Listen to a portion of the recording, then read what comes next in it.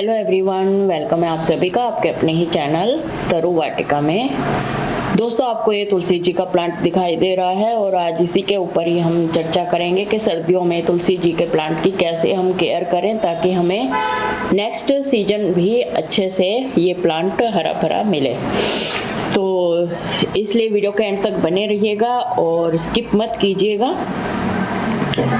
तो सबसे पहले तो देखिए, तुलसी जी के प्लांट में ये जो सूखी मंजरी होती हैं इनको मत छोड़िए, इनको काट दीजिए। इससे क्या है, प्लांट सोचता है कि उसका जो लाइफ साइकिल है वो पूरा हो चुका है, तो वो कोई ग्रोथ आपको शो नहीं करके दिखाएगा।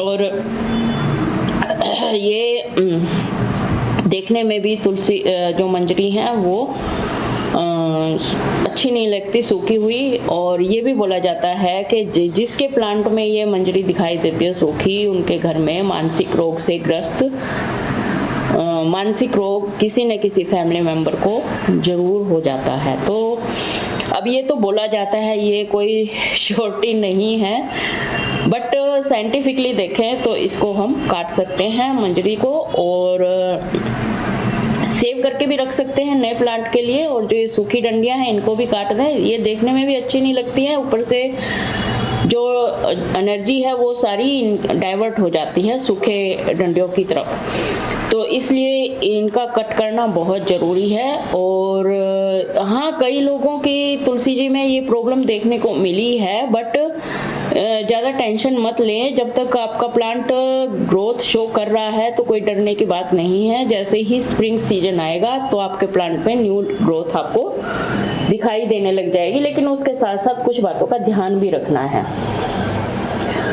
तो हमने ये कट कर दी ऊपर, फिर सूखी डंडियां कट कर दी, फिर उसके बाद हमें लोकेशन देखनी है, लोकेशन कहाँ पर रखा है ये प्लांट। अगर आपका प्लांट काफ़ी सारे प्लांट्स के बीच में रखा है तो डरने की कोई बात नहीं है। अगर खुले में रखा है तो रात को उसके ऊपर चुन्नी या पॉलीथीन कवर कर दीजिए ताकि डायरेक्ट ओस के या कोहरे के कांटेक्ट में ना आए। और उसके बाद सुबह होते ही उसको फिर से मतलब 3-4 घंटे की धूप में रख दें।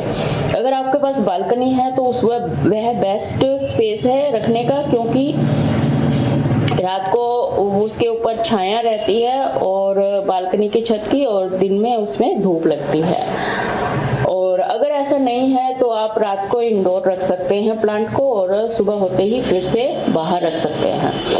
ये तो हो गई लोकेशन की बात। ऊपर से फिर वाटरिंग की बात करें तो वाटरिंग, देखिए हिंदू धर्म में मान्यता है कि फैमिली जो मेंबर जितने होते हैं सब जल चढ़ाते हैं तुलसी जी को। तो ये कोशिश करें कि देखिए हमारी श्रद्धा भी बनी रहे और तुलसी जी भी बनी रहे, ये कोशिश करें।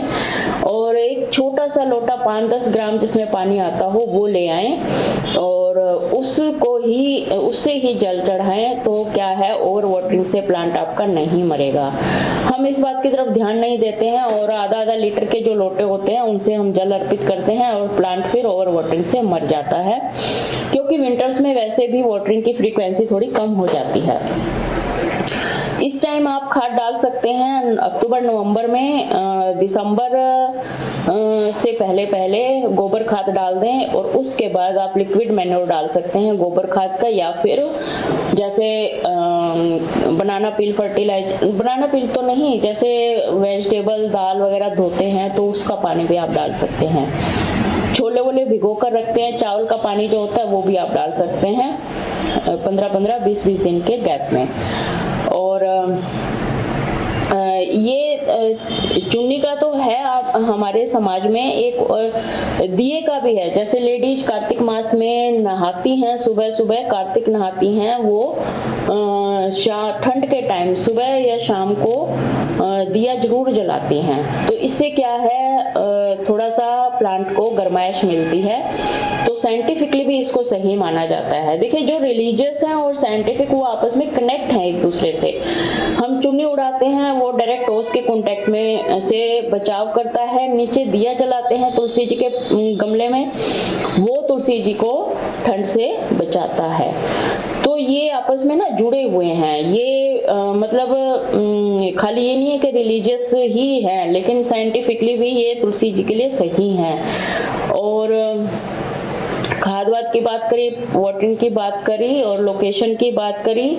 इसके साथ साथ वीकली इसमें आप एक बार गुड़ाई कर सकते हैं ताकि एयरेशन बना रहे और रूट्स को हवा और ऑक्सीजन मिलती रहे। तो ये भी आपके लिए प्लांट के लिए बहुत अच्छा होगा। और कभी भी एकादशी और देवउठनी एकादशी और द्वादशी के टाइम और संडे को कभी भी तुलसी जी का पत्ता ना तोड़िए। और इस टाइम जो आपका प्लांट है डोरमेंसी में होता है, इसलिए ज़्यादा घबराने की ज़रूरत नहीं है। अगर आपका प्लांट दिसंबर तक ग्रोथ शो करता है तो डरने की बात नहीं है। और बहुत ज़्यादा खाद इसको ज़रूरी नहीं है, बस आप एक बार डाल के उसके बाद आप लिक्विड मैन्योर डाल सकते हैं, क्योंकि रेस्ट मोड में जो प्लांट होता है वो ज़्यादा फर्टिलाइजर का यूज नहीं करता है। और अगर इस टाइम देखें सूखी डंडियाँ होती हैं ना, इनको भी निकालेंगे आप रखेंगे तो क्या पेस्ट जो होते हैं वो इसकी तरफ अट्रैक्ट होते हैं सूखी डंडियों की वजह से।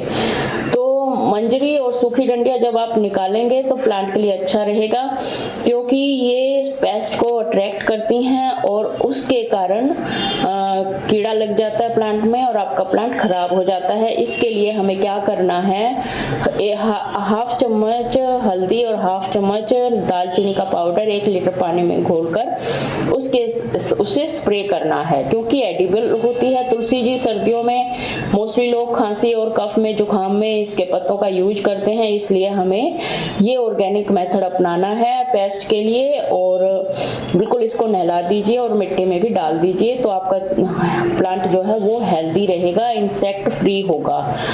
और ये वाला स्प्रे आप किसी के और प्लांट में भी कर सकते हैं, आसपास के प्लांट में कोई दिक्कत नहीं है।